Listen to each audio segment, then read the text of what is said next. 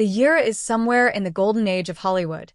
The lights are bright, the audience is buzzing with anticipation, and on stage stands one of the smoothest, most charismatic entertainers the world has ever known. Dean Martin, the king of cool himself, is in his element, glass in hand, that signature smirk playing at the corners of his lips. The cameras are rolling, the orchestra is ready, and Dean, in his effortlessly charming way, turns to his guest for the evening. His guest isn't just anyone. He's a man who's built his entire career on being the strong, silent type. The man who rides into town, says maybe 3 words, shoots the bad guys, and rides off into the sunset.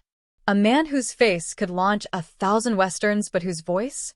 Well, nobody really expected much from that department. That man is Clint Eastwood. And on this particular evening, Dean Martin is about to ask him to do something completely unexpected, something that would make the audience lean forward in their seats, something that would create one of the most stunning moments in television history. Dean Martin, with that mischievous glint in his eye, casually asks Clint Eastwood to sing. Just like that. As a joke. A playful jab at the tough guy image.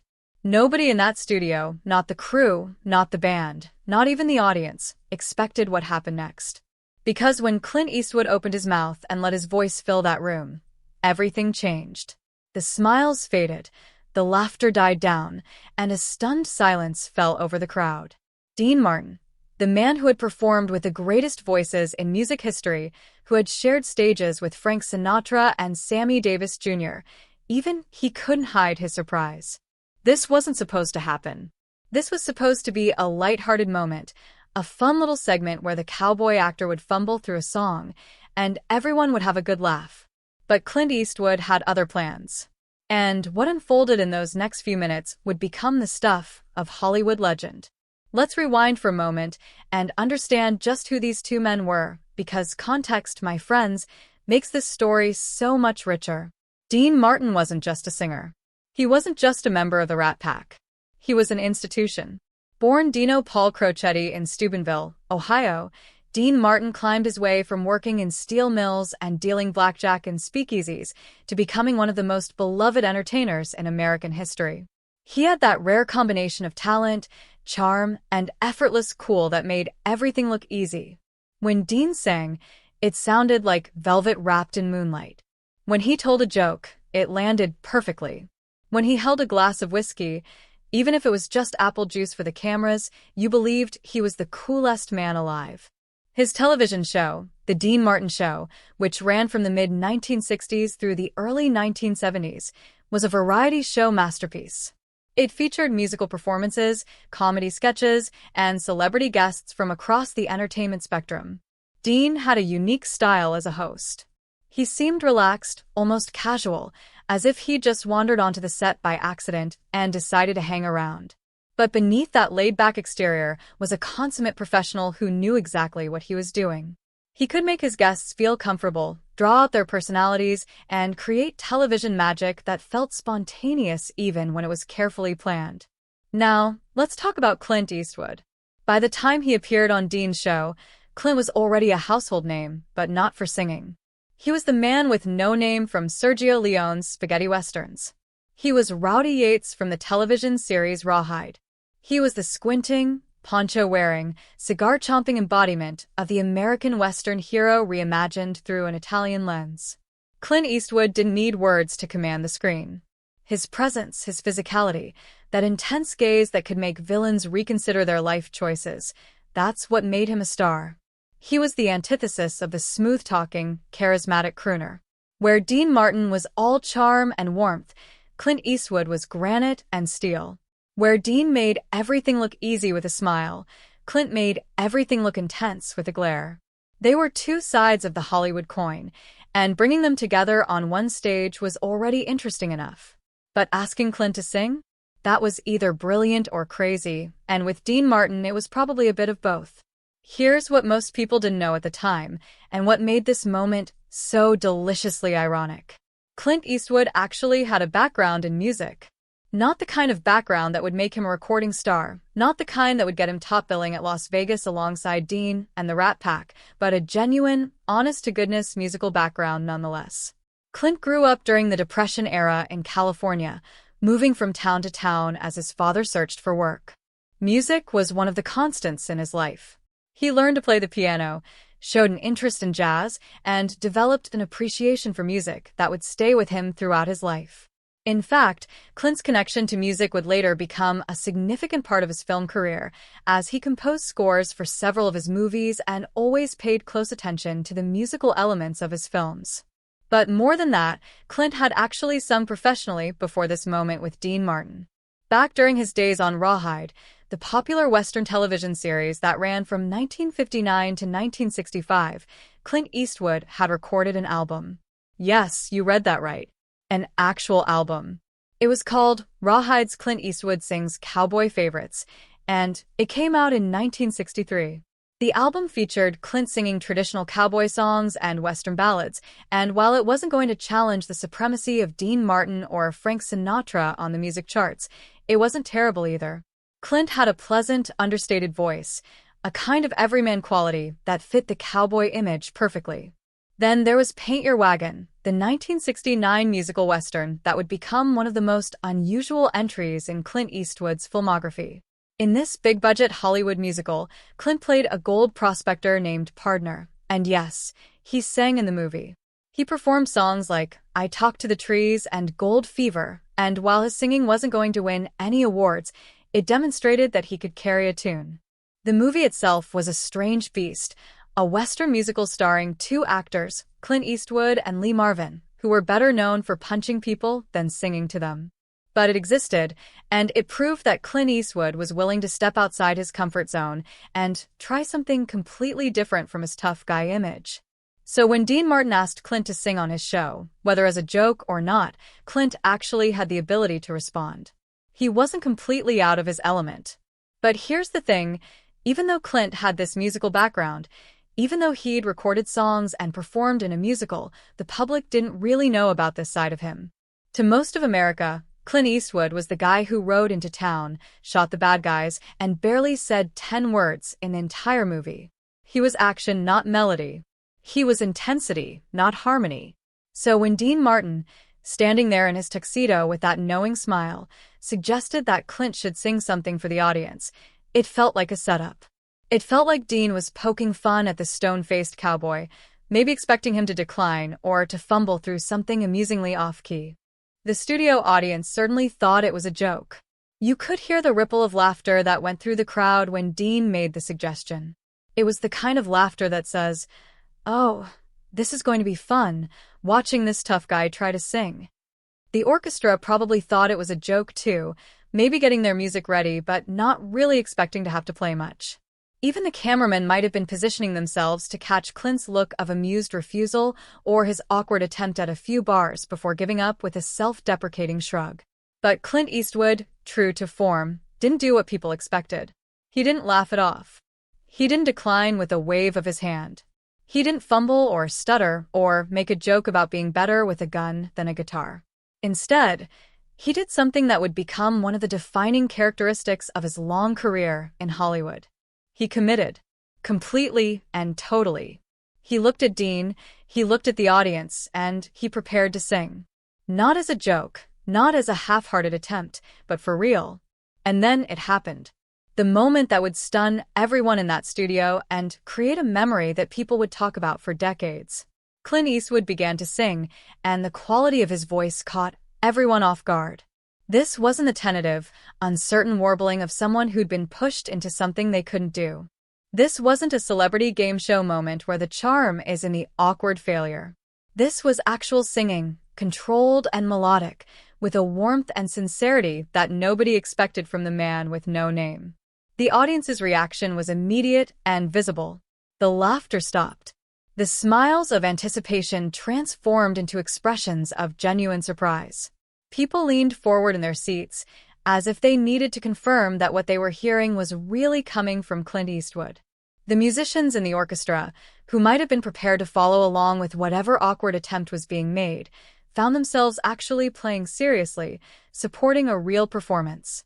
And Dean Martin, the man who had seen it all, who had performed with the greatest talents in show business, even he couldn't hide his reaction. His face showed genuine surprise, genuine appreciation. The joke had backfired in the best possible way. He'd expected to have some fun at Clint's expense, to share a lighthearted moment with the audience at the cowboy actor's willingness to be a good sport. Instead, he discovered that his guest had real talent, real ability, and the confidence to show it. This moment tells us something profound about both of these men and about the entertainment industry of that era. For Dean Martin, it reinforced his reputation as a generous host who could create magical television moments. He didn't try to cut Clint off or minimize the moment when he realized his guest could actually sing. Instead, he let it play out, let Clint have his moment, and shared in the genuine surprise and delight of the audience. That generosity of spirit, that willingness to let the spotlight shine on someone else, was part of what made Dean Martin such a beloved figure. He was secure enough in his own talent and status that he didn't need to dominate every moment. He could let the magic happen and be part of it rather than the sole focus of it. For Clint Eastwood, this moment demonstrated something that would define his entire career: the refusal to be limited by other people's expectations. Hollywood wanted to put him in a box labeled tough guy Western hero, and Clint was willing to work in that box. He made it work brilliantly, but he was never going to be limited by it. If someone asked him to sing, he'd sing. If someone offered him a role in a musical, he'd take it. Later in his career, if someone suggested he couldn't direct, couldn't tell intimate human stories, couldn't make sophisticated dramas, he'd prove them wrong time and time again. This moment on The Dean Martin Show was an early indication of that versatility, that refusal to be typecast or limited. Let's dig deeper into what made this moment so special from a cultural and historical perspective. The 1960s and early 1970s were a fascinating time in American entertainment. The old Hollywood studio system was dying, but it wasn't dead yet. Television was becoming the dominant form of entertainment in American homes, but it was still in many ways an extension of the variety show and vaudeville traditions that had come before. Shows like The Dean Martin Show, The Ed Sullivan Show, and others brought together performers from different worlds, different genres, different styles, and created these wonderful collision points where unexpected things could happen. Dean Martin's show in particular had a reputation for being loose and fun, for creating moments that felt spontaneous even when they were planned, and for bringing out unexpected sides of the celebrities who appeared on it. The show's format was perfect for this kind of surprise. Dean would banter with his guests, they'd do comedy sketches together, they'd perform songs, sometimes separately and sometimes as duets, and through it all, there was this sense of playfulness and experimentation. It wasn't trying to be high art. It was trying to be entertaining, fun, and surprising, and it succeeded brilliantly at all three. The moment when Clint sang also touches on something we rarely talk about in discussions of Hollywood masculinity. Both Dean Martin and Clint Eastwood represented different versions of American manhood in the popular imagination. Dean was the sophisticated, smooth-talking charmer who made everything look easy. He was comfortable in a tuxedo at a nightclub, comfortable on a stage with an orchestra, comfortable making people laugh and making people swoon. His masculinity was confident but refined, tough but polished. Clint Eastwood, on the other hand, represented a more primal, more elemental version of masculinity. He was the man who could survive in the wilderness, who could outdraw any gunfighter, who didn't need society's polish because he operated by a more fundamental code. His masculinity was silent, intense, and physical. But here's the fascinating thing. Both of these versions of masculinity were actually more complex and multifaceted than their public images suggested. Dean Martin, beneath all that smooth charm, was a shrewd businessman, a devoted family man, and someone who worked incredibly hard to make everything look effortless. Clint Eastwood, beneath all that tough guy exterior, was an artist, musician, a thinker, and someone who was constantly pushing himself to grow and evolve. The moment when Clint sang on Dean's show was a crack in those carefully constructed public personas, a moment when the audience got to see that there was more to both of these men than their established images suggested. There's also something beautiful about the way this moment represents the passing of knowledge and the respect between generations of performers. Dean Martin came from the world of big bands and nightclubs, from the tradition of singers who could work a room and make every person in the audience feel like they were being serenaded personally.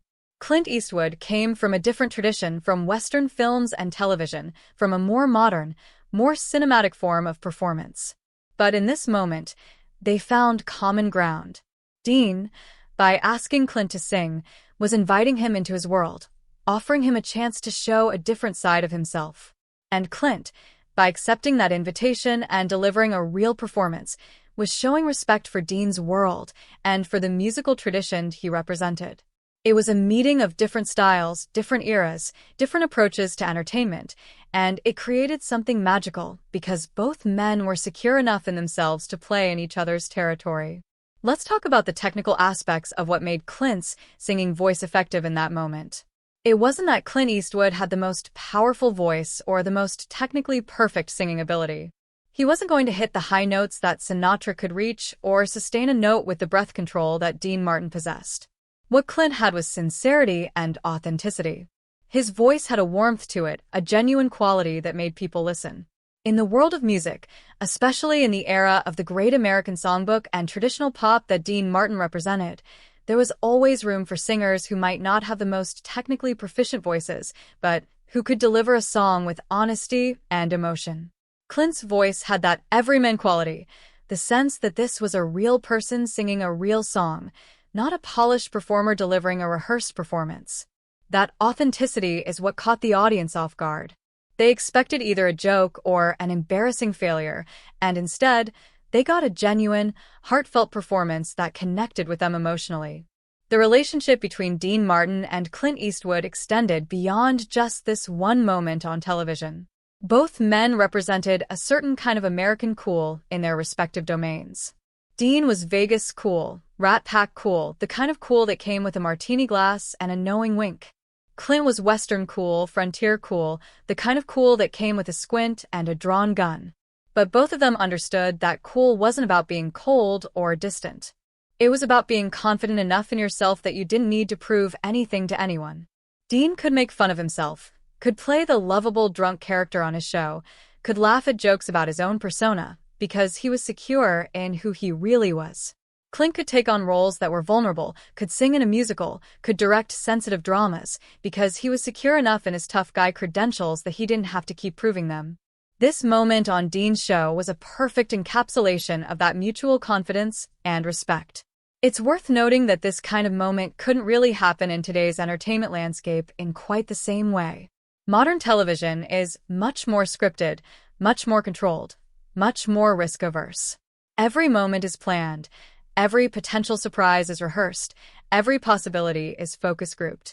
The beautiful chaos of variety shows like Dean Martin's, where there was room for spontaneity and genuine surprise, where the format allowed for these kinds of unexpected moments, that's largely disappeared from television. We've gained a lot in terms of production values and technical sophistication, but we've lost something too. We've lost that sense of possibility, that feeling that anything might happen, that a joke might backfire in the most wonderful way, that a guest might surprise everyone, including the host.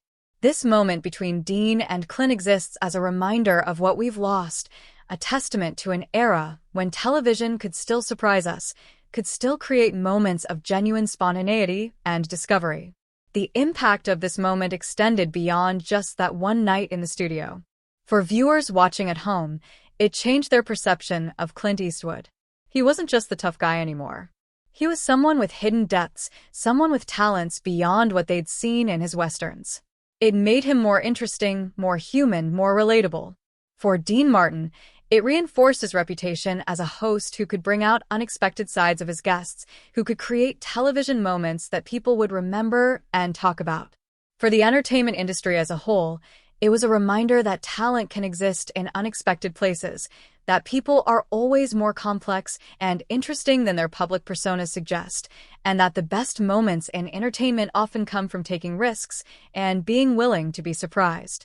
Clint Eastwood's musical abilities would continue to be part of his career in subtle but important ways.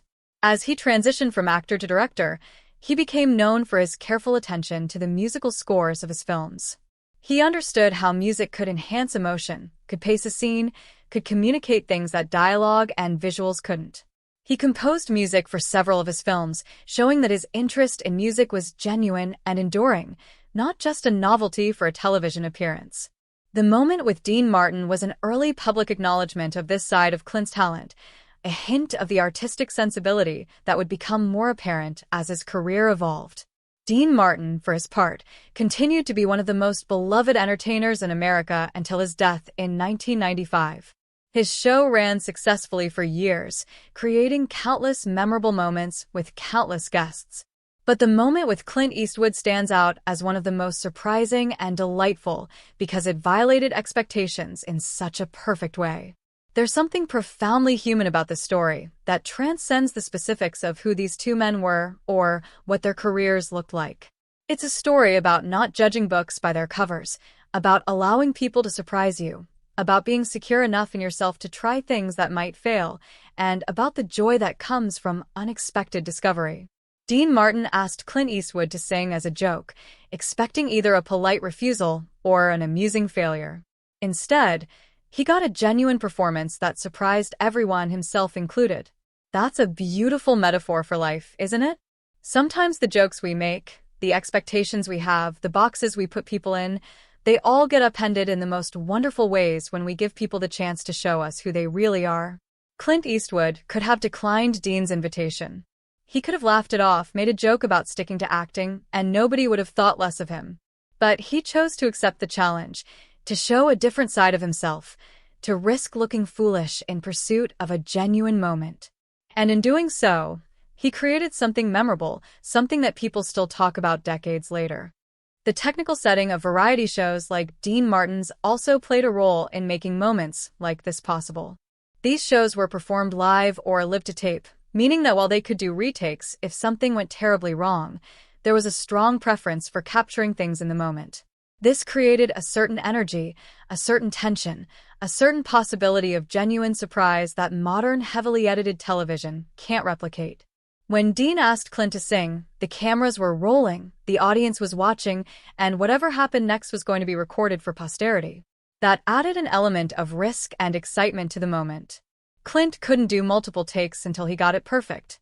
He had to deliver right then and there in front of a live audience with Dean Martin watching and the orchestra playing. The fact that he pulled it off so successfully under those circumstances makes the moment even more impressive. Let's consider the cultural context of masculinity in entertainment during this era a bit more deeply. The 1960s and early 1970s were a time of changing definitions of what it meant to be a man in America. The old models, the strong silent types, the tough guys who never showed emotion, were being challenged by new models that allowed for more emotional expression, more vulnerability, more complexity. Clint Eastwood's persona straddled this transition perfectly.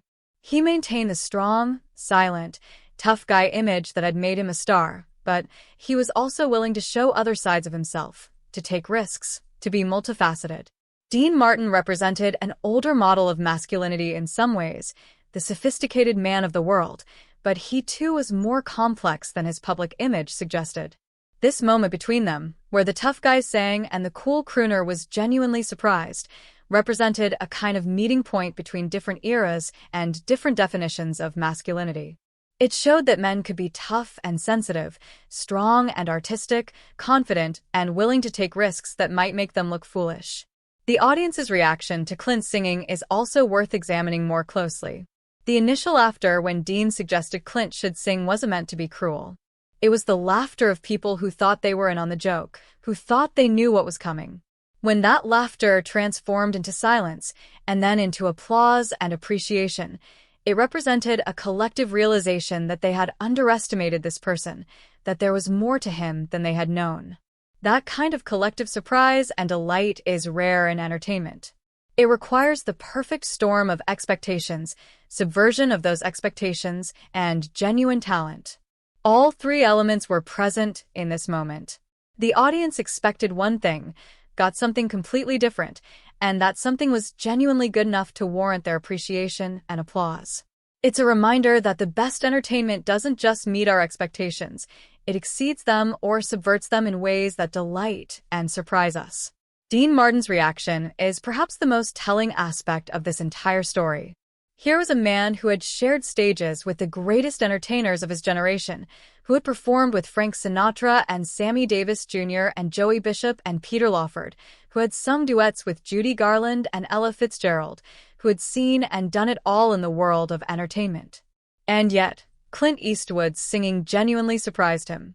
You could see it in his face, in the way his expression changed from amused anticipation to genuine surprise to sincere appreciation. Dean wasn't faking that reaction for the cameras. He was truly caught off guard, truly impressed, and his genuine reaction made the moment even more powerful for the audience.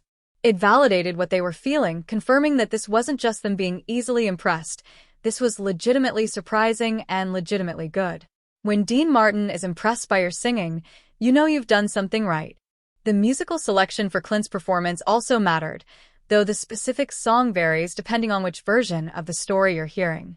Some accounts suggest he sang a country or western song, which would have been appropriate given his cowboy image.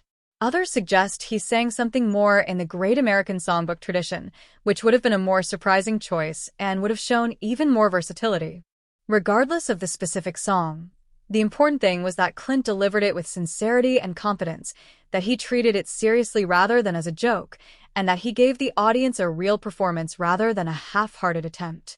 The choice of song, whether it leaned into his cowboy image or against it, was less important than the quality of the performance and the unexpected competence he displayed. This moment also raises interesting questions about image management in Hollywood. Both Dean Martin and Clint Eastwood had carefully constructed public personas that served them well in their careers. Dean was the lovable drunk, the smooth crooner, the king of cool. Clint was the strong silent type, the tough guy, the man of action rather than words. These personas were valuable brands that helped them get work, that made them recognizable and marketable. But both men were actually more complex than their public images suggested, and moments like this one on Dean's show allowed glimpses of that complexity to shine through. The interesting thing is that these glimpses didn't damage their carefully constructed personas. If anything, they enhanced them by adding depth and dimension. Clint showing he could sing didn't make him less tough. It made him more interesting. Dean showing genuine surprise and appreciation didn't make him less cool. It made him more relatable. The lesson here is that the best public personas aren't rigid and one-dimensional. They're flexible enough to allow for surprises and contradictions, secure enough to handle moments that might seem to contradict the established image. The technical aspects of television production in that era also contributed to the authenticity of this moment. Without the ability to digitally alter performances or perfectly mix audio in post-production the way modern television can, what you saw and heard was much closer to what actually happened in the studio. If Clint's voice had cracked or if he'd been off-key, the audience would have heard it. If his confidence had wavered, the cameras would have caught it. The fact that he delivered a solid performance under those conditions, with that level of authenticity and immediacy, makes it even more impressive. Modern television can make almost anyone sound like a decent singer through technological manipulation. The performances on Dean Martin's show had no such safety net. They were raw, immediate, and real. The friendship and mutual respect between Dean Martin and Clint Eastwood, whether it developed before this moment or because of it, represents something important about the entertainment industry of that era. There was a sense of camaraderie among performers, a feeling that they were all in this together, that they were all part of a shared tradition of entertainment that valued talent and professionalism. Dean didn't need to invite Clint onto his show. Clint was primarily known as an actor, not as someone who would draw in the musical audience that was Dean's core demographic. But Dean appreciated talent in all its forms, and he was willing to create opportunities for unexpected moments like this one to happen. Clint, for his part, was willing to step outside his comfort zone and his established image to do something different. That willingness to take risks, to play in different creative spaces, to respect each other's talents even across different domains of entertainment, that's what made moments like this possible. As we look back on this moment from the vantage point of decades later, it gains additional significance because of how both men's careers evolved. Clint Eastwood went on to become one of the most respected directors in Hollywood, winning Academy Awards and creating films that ranged from westerns to dramas to biographical pictures to war movies. He proved time and time again that he was more than just the tough guy actor, that he had artistic vision and storytelling ability and a willingness to take on any kind of project that interested him. The moment with Dean Martin was an early indication of that versatility and confidence. Dean Martin remained a beloved entertainer until his death, but he also dealt with personal tragedies and challenges that showed the man behind the persona was more complex and more vulnerable than his smooth public image suggested. Both men, in their own ways, proved to be more than their established images, more than what the public expected of them, and that moment on Dean's show was a perfect encapsulation of that complexity. There's also something to be said about the generosity of Dean Martin as a host and as a person. He could have cut Clint off after a few bars, could have turned it back into a joke, could have reclaimed the spotlight for himself. Instead, he let Clint have his moment, let him finish the song, let him receive the applause and appreciation he'd earned. That generosity of spirit, that willingness to share the stage and let others shine, was characteristic of Dean Martin throughout his career. He was secure enough in his own talent and his own status that he didn't need to diminish others to elevate himself. In fact, he seemed to take genuine pleasure in creating opportunities for others to succeed, in being part of moments that made his guests look good. That's a rare quality in the entertainment industry, then or now, and it's part of why Dean Martin remained so beloved throughout his life and beyond. The story of Dean Martin asking Clint Eastwood to sing as a joke, only to have Clint's voice stun the audience, is more than just a funny anecdote or a piece of entertainment trivia. It's a story about human complexity, about not underestimating people based on their public personas, about the courage it takes to try something you might fail at, and about the joy of being surprised by others and by yourself. It's a story about two men who represented different aspects of American masculinity and American entertainment finding common ground and creating a moment of genuine magic. It's a story about an era of television that allowed for spontaneity and surprise in ways that modern television often doesn't. And it's a story that reminds us that people are always more interesting, more talented, and more multifaceted than we might expect them to be. When we watch entertainment today, whether it's television or film or streaming content, we're watching products that have been carefully planned, meticulously rehearsed, and heavily edited. There's very little room for genuine surprise, for moments when things go off script in ways that create something better than what was planned. The moment between Dean Martin and Clint Eastwood exists as a reminder of what we've lost in that transition to more controlled, more carefully managed entertainment. We've gained consistency and production value, but we've lost some of the magic that comes from genuine spontaneity, from the possibility that something unexpected might happen. That moment, with Clint singing and Dean reacting with genuine surprise, couldn't be replicated today because everyone involved would know about it in advance. It would be rehearsed, it would be planned, it would be carefully choreographed for maximum impact. And in that process, it would lose the very thing that made it special, the fact that it was real and unexpected and genuine. The legacy of this moment lives on not just in the memory of those who saw it or in the retelling of the story, but in what it represents about taking risks and being willing to be surprised. Clint Eastwood took a risk by accepting Dean's challenge to sing. He could have looked foolish. He could have failed. But he had confidence in his abilities and the courage to show a side of himself that the public hadn't seen. Dean Martin took a risk by asking Clint to sing in the first place. The joke could have fallen flat. It could have been awkward or uncomfortable. But he had the confidence to create space for unexpected moments to happen. And the audience took a risk by being willing to let go of their expectations and appreciate what they were actually seeing rather than what they thought they would see. All of those risks paid off, creating a moment of genuine entertainment magic that people still talk about decades later. In the end, this story is about the human capacity for surprise and the importance of not limiting people based on what we think we know about them. Dean Martin thought he knew what would happen when he asked Clint Eastwood to sing. The audience thought they knew what to expect from the tough guy actor. Even Clint might have wondered how it would go, stepping so far outside his established image. But all of them were willing to take the risk, to see what would happen, to create space for something unexpected and wonderful.